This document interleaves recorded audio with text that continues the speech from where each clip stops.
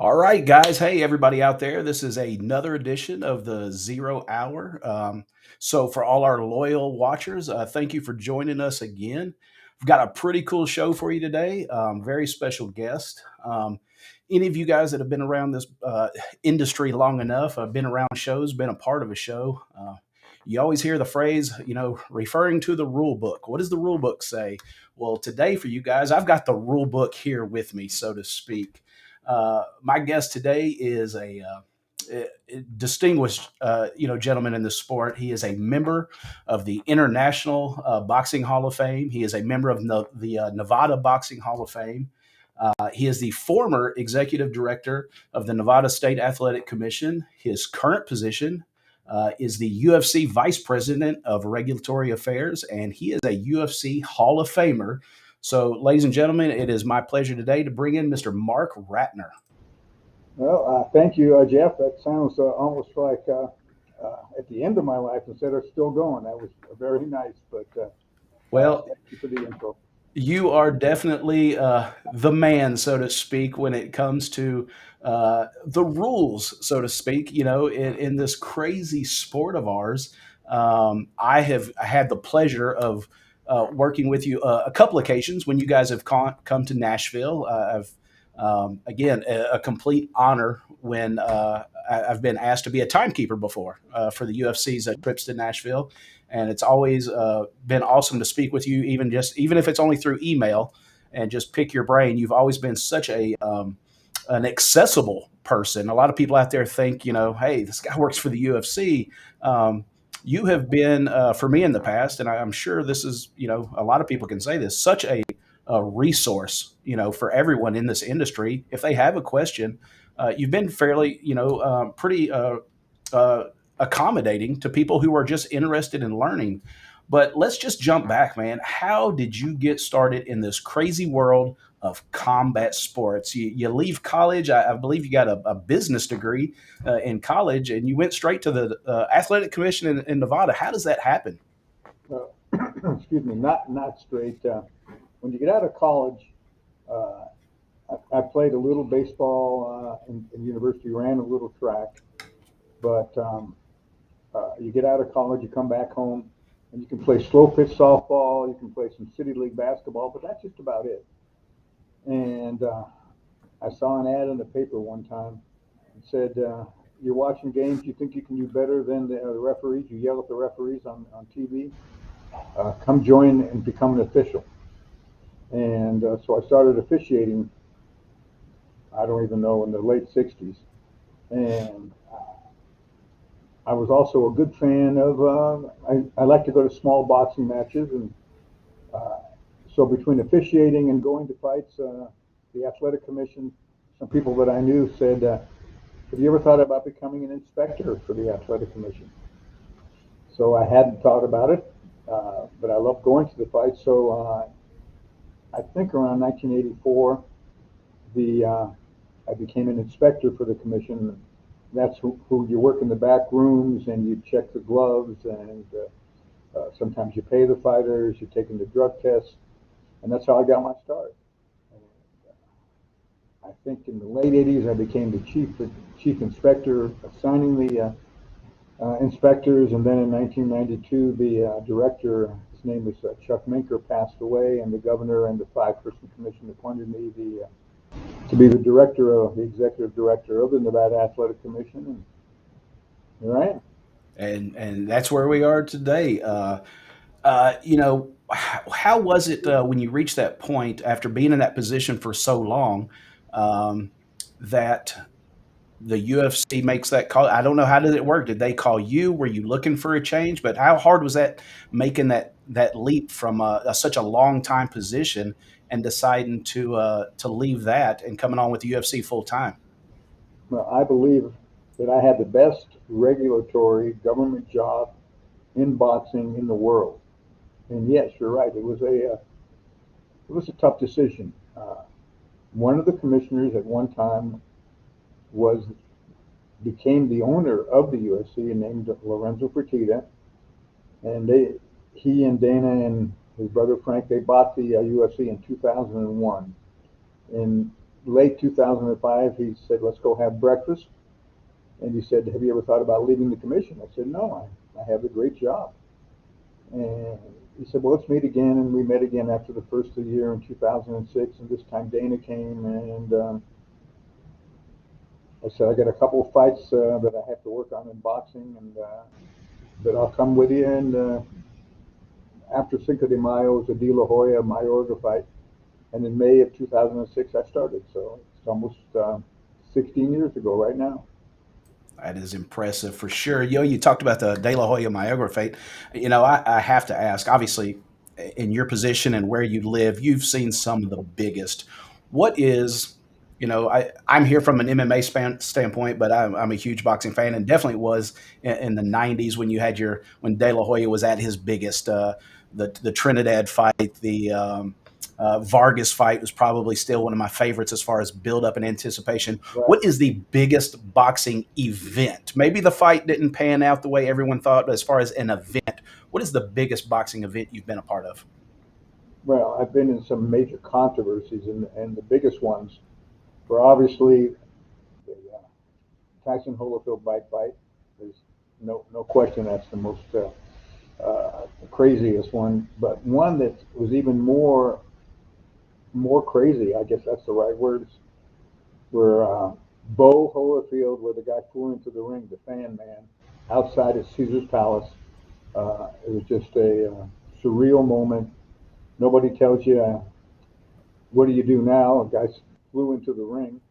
And what I did know was enough to go to the timekeepers and find out how much time was left in the round and tell each judge, "Hey, I don't know if this fight will continue or not, but make a note on the back of your scorecard, and in case it does, you have to score the round." It was a 21-minute delay, and the judges had it one for Bo, one for Holofield, and one had it even. So Wow. it was a crazy night. Wow, you know what? I forgot all about that. I probably could have answered that question myself if I had known you were there. That was absolutely just like you said. You're probably, I'm sure you were sitting there going, "What is happening? Like, how do you ever prepare for something like that? That is crazy." Mark, I'd say definitely one of your biggest accomplishments, and I think want to be a huge part when you're retired and fishing for a living.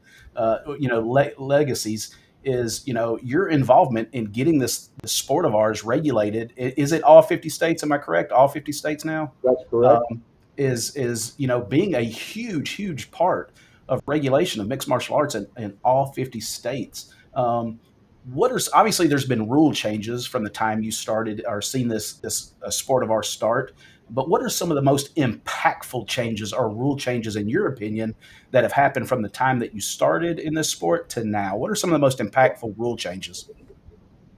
When I first started, like I said, would have been 2006. We had about, and I'm not positive, between 19 and 22 states had approved the sport. So not only me, but we had a little team. We hopscotched the country to get the sport approved, and it took us to 2016, which New York was the final domino to fall. And surprisingly, the unified rules that were adopted in New Jersey uh, in 2001 are pretty much in place today. There have been some little changes here and there, but for the most part, those rules are still the same, and the sport's evolved a little bit. Obviously, we have a lot more kids becoming mixed martial artists instead of waiting till after high school or after college. They're now doing it maybe at 15, 16. It's a little bit more advanced. There's a lot more kicking now, a lot more calf kicking. But overall, they made some changes at one time. You had to have two hands down on a grounded fighter. That didn't work out at all. One hand is the same rule we had in the beginning. Uh, so overall, it's pretty much the same. 5-minute rounds. Uh, the most impactful thing is treating women the same as men, and our women go 5-minute rounds in a championship fight, or 3 5-minute rounds treated exactly like men. Whereas in boxing, they're still fighting a lot of women 2-minute rounds, which makes no sense. I'm an advocate for at least 3-minute rounds. I try to change that, but The next rule I want to change, just a small modification. We have an old boxing rule in MMA, and it says you get 5 minutes for a groin strike. That makes sense. But for an eye poke, they don't have it accentuated, and we're going to make that uh, also up to 5 minutes for an eye poke. So it gives a fighter a chance, because sometimes that's debilitating and could have lasting effects. So we're going to give them a full 5 minutes. Hopefully, I can change that around July. So that's one of my little goals right now. And That's our awesome. main goal really has been for forever have the same medical rules in every state. We have states' rights issues. I want the state of Tennessee to be the same as Nevada and the same as New Jersey and New York. And there's an association of combat commissions, but not everybody is on the same page when it comes to medicals and suspensions. So that's another goal. Yeah, and that's huge. I know, I've worked closely with fighters before, and you're absolutely right. We have a fighter here in Tennessee that gets booked for a California fight, and they turn it down because they're like, I can't afford the medicals. There's so many more medicals in this state than there is my state, and I'm not used Right. to it. And then you go to Georgia, and the medicals are different. So I definitely would. That would be a huge step forward with regulated, the same rules across the board. And in that case, then your stuff could be more transferable from one state to the other if everybody was on the same page. So absolutely, that sounds like a huge step forward, advancing. Which kind of brings me to my next question: when it comes to like referees, officials, what we call the officials around cage side, which is not just the referee, that's your judges, that's your timekeeper. Where do you see that we still need, to see the most, more growth when it comes to our officiating? You hear a lot of people talk about retired fighters becoming officials, whether it be referees or judges or things like that. Is that something you're a big proponent of, or is that kind of where you see we probably still need the most growth? I think that, well, first of all, for most fighters, it's not, you just don't become a referee or become a judge. You got to put your time in. Not a lot of them want to do that. But the more we get, the better off we are. They know the sport. Uh, we're always looking for officials. We just came back. I just came back from London a couple of days ago, and we used mostly European officials. We had one American there, so we can go to Europe. We can go. Our next flight overseas will be in Singapore. We're going to use a lot of Australian officials. So we are growing the sport internationally, but we still need the states to have the 2 years and the protocols from the COVID really hurt us because we didn't have a lot of fights, except in Nevada. So the Nevada officials kept busy every week with our Apex, uh, but there are some states that didn't have a fight, and so a lot of officials didn't work for a while. But now it's getting more open again, and we'll be starting to look at some of these people. We're going to go to Phoenix. We'll use some local officials there coming up pretty soon. So, but I also want to bring some real officials that have worked either all around the United States or internationally to balance out and work with the local officials. Right, and that's you know, when you kind of watch some of these shows outside of Las Vegas, the traveling shows around the states, you do see a lot of the same names that you see in Nevada coming to some of the other states when the show travels. Is that because of just that lack of depth in certain states? They just don't have that established uh, big show Well, experience, and so it's important to get some of your more established judges around the corners just licensed in these traveling states. I have found, and I also I referee college football. I've done a lot of officiating, and a lot of judges, a lot of officials are great rule book officials. They can quote the page and the paragraph, and we have a lot of small MMA shows, and they might be in a bar, they might be in a hotel room, there might be 200 people there, maybe 800. All of a sudden, we come to Nashville, we go to the big arena. I don't even know what it's called anymore. It keeps on changing. Uh, Bridgestone Arena. okay, Yeah, Bridgestone. There's something else before that though. yeah.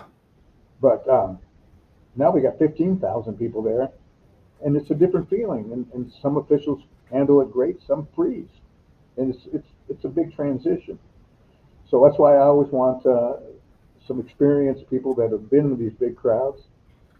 I can't imagine what it would have been last Saturday night in London with 17,000 shrieking the whole 5 hours, 6 hours there.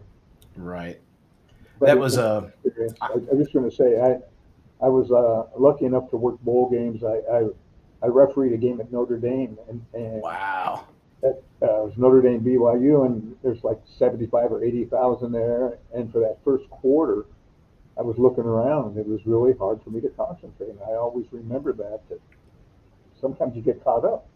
I will say from experience, like I said, a local Nashville guy here who'd been judging and timekeeping around the state for so many years, and when I got that email, the first time from the state about working, the UFC show, it's you are 100% correct. You can do this every weekend of your life for years, but there was just something about when that Who song comes on and the lights start coming on Right. everything you thought you knew what you're doing. And I'm just watching a clock and hitting start and stop.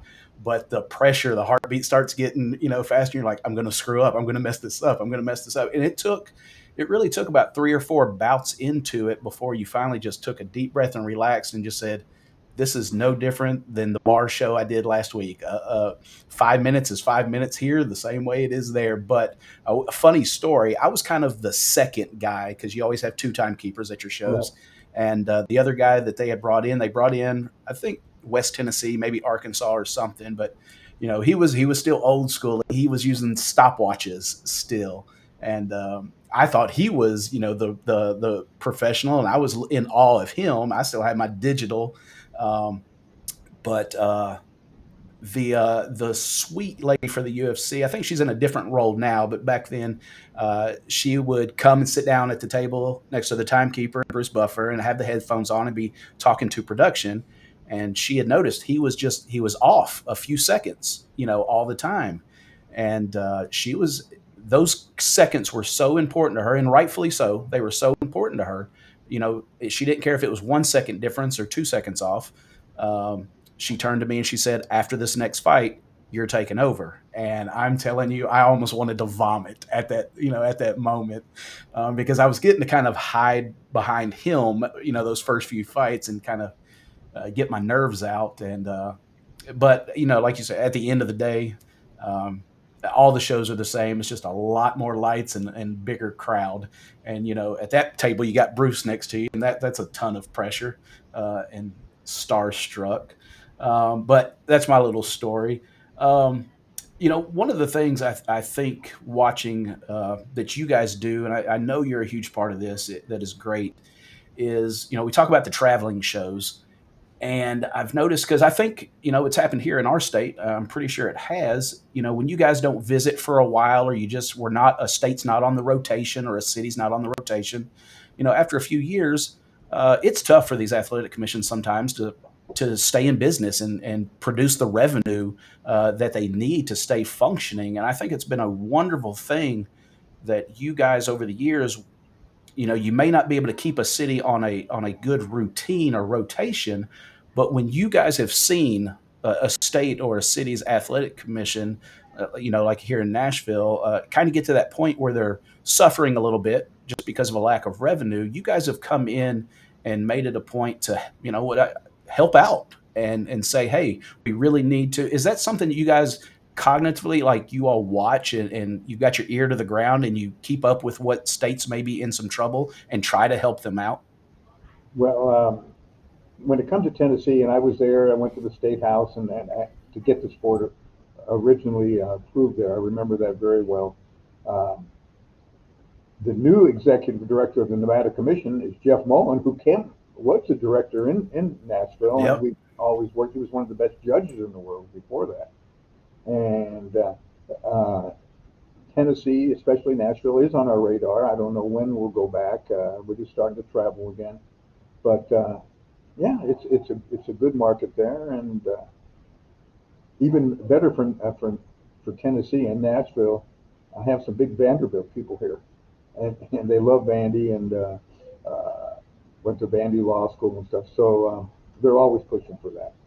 But But is that something that you guys, not just Nashville or not just Tennessee, but do you guys kind of watch around the country and just see, or you kind of get hearsay of some states that just really need that UFC machine there to kind of help them stay sustainable? well, we look at that, but you also have to look at the tourism people to see if there's benefits from them, if they'll give you some kind of a better deal, or what the athletic commission taxes are. That comes into play. What the TV market is, and so yeah, there's a lot of, but we went to Bangor, Maine before. Uh, Tomorrow I'm flying to Columbus. We're going to do a fight in Ohio. We promised the Ohio Commission 2 years ago we had the Columbus Arena booked, and because of the COVID we couldn't go, and so we owe them one. So we're starting to move around. That is awesome. Well, you mentioned Jeff Mullins yourself, and that was kind of the last, our little piece of Nevada, our connection to the UFC and the Nevada State Athletic Commission is Jeff Mullen. He was a longtime executive here in our state. Had the pleasure of working with him for so many years. So it's really cool to be watching on Saturday nights and hear his name called. How is Jeff doing out there? I tried to call him the other day just to catch up. Obviously, I'm partial. We think he's doing a great job. Is he doing a pretty good job out there? We miss him here. Absolutely. He's doing a wonderful job. He's very easy to work with, and he was a natural to take over when Mr. Bennett retired, and I'm glad the commission and the governor they picked him, and he'll be there as long as he wants.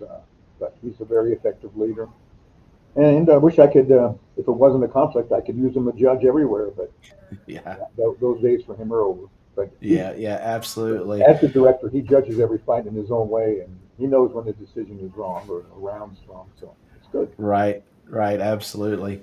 Mark, I want to thank you. I know you're a busy man and it's early out there in the morning. You probably just kind of getting your day started and got a lot to do. I appreciate it so much. It is so awesome to just be able to pick up a phone or an email and reach out to you and to get that response that just says my pleasure. Would love to talk to you because I think you are such a wealth of knowledge in this sport and such a treasure in this crazy sport of mixed martial arts, not just mixed martial arts, boxing, combat sports in general. You are definitely an icon, and all those Hall of Fame accolades are definitely fitting. So, Mark, thank you so much for stopping by and gracing our small little show here in Tennessee with your knowledge. All right. Well, I would say I could say go Vols, but last night I watched the Memphis NBA team, and wow, I mean, without Ja, they beat a uh, big Nets team, and so I'm very familiar with Tennessee athletics. And, Yeah, my son's a big Ja Morant fan. We talked about him a lot last night. So Mark, we look forward to the day that you're back in Nashville, party destination city here. It's a great city. We can't wait to have you back. But until then, we will watch you. It seems like you've always got the perfect table on the hard camera on Saturday nights. So, well, you'll see um, me Saturday night in Columbus. Very happy. absolutely. Mark, thank you so much for your time. All right. Thanks, Jeff. So Thank long. you.